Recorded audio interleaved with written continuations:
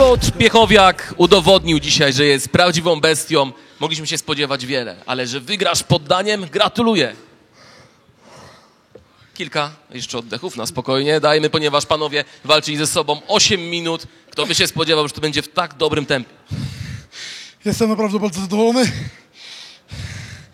Walka do samego końca. Walka do samego końca, przyjęliście bardzo dużo ciosów.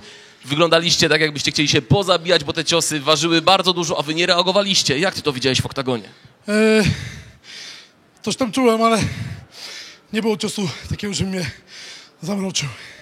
Jakie plany w dalszym ciągu? Udowodniłeś, że możesz bić się długo? Jak ochłonę, pogadamy. Dobrze, pogadamy. Zwycięstwa Piotr Piechowiak.